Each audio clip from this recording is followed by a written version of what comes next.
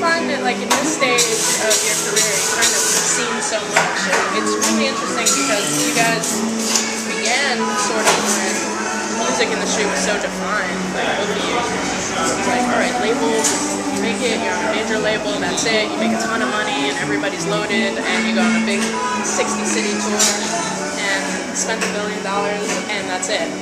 And then, now you're kind of looking at the tail end of it, where it's like the Wild Wild West, and everybody can make money, you know, off of a synth keyboard, and, you know, like, in their basement.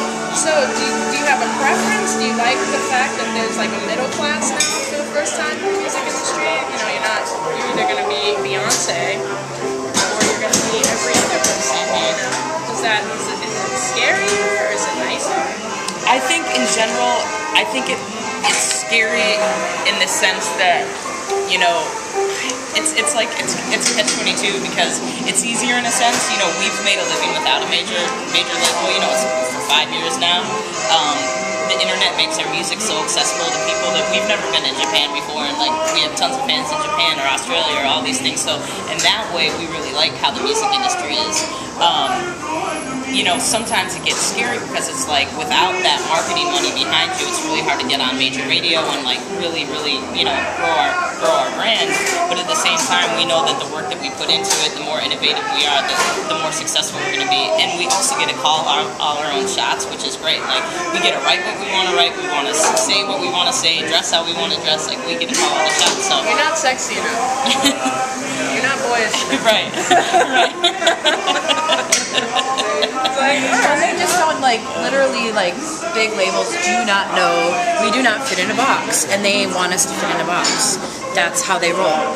So if you don't fit in these, like, oh, this is what this is. They're like this. So they just don't know. Because they don't know how to sort of market to all of the demographics. Right. They'll say things to us like, you're the best thing I've ever heard, but I don't know what to do with it. Yeah, we've, like, literally heard that. And I'm like, what the hell is wrong with you? Take a chance. Right. You know, because that's really what, like, becomes ultra successful is unique sounds, unique people that aren't like anything else. And then after you come out, a million other people that are sort of like you come out because they feel like they can make money off something. That works, let's make money. And then, you know, then you have the label who gets to say that they had the foresight of everything. They get to say, we knew that we were going to be big all along. Right. We just really affect people. I mean, I think that's the difference between us and other artists is that we just make people not only feel good, but like feel so much that they will become a lifelong fan and buy all our merchandise and talk about us to their friends. I mean, that's really like how we've become so successful. Is because we make people feel, and that's missing in music these days. It's really you know, like you don't turn on the radio and like get goosebumps hardly ever. Like that's once in a while you will, and it's awesome when that happens, but it's rare. You know.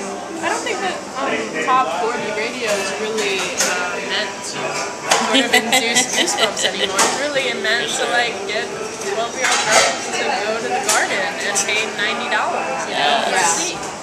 And that's it. Like it's not really, it's become such a business on that end of it because you can't take those risks anymore because the major music industry lost so much money. I know. That it's just like everything is sort of you need to make it go. Right. So, what would your fans be surprised to know about you?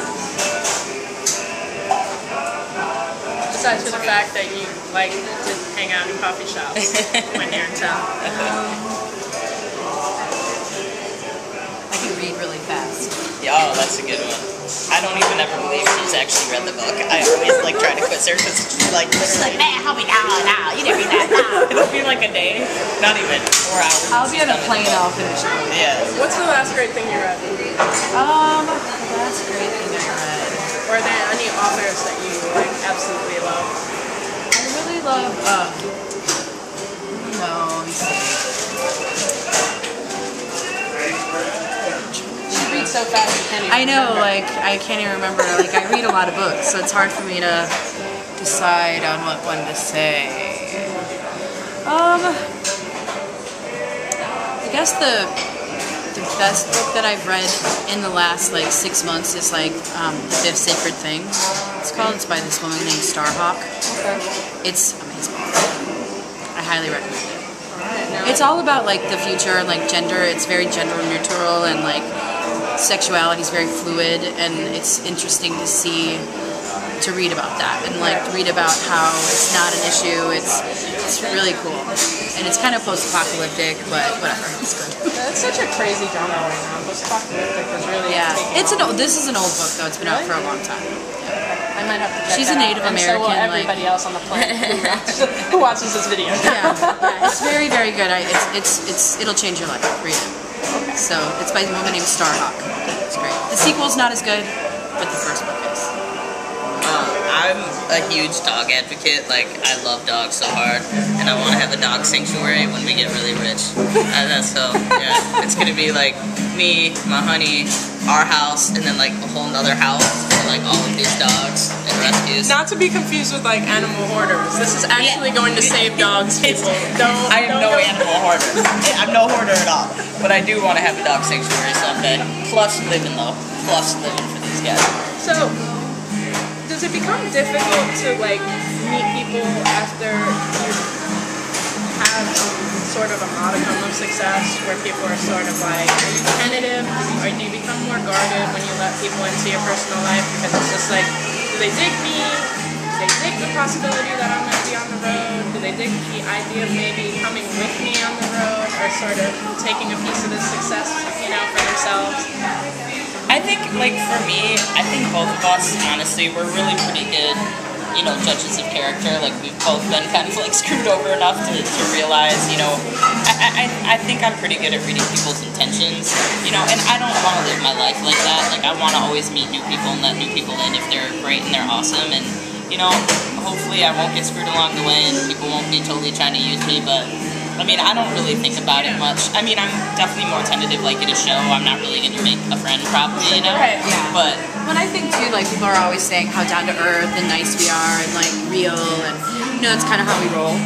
So that lends itself for people, like, being comfortable with us and, you know.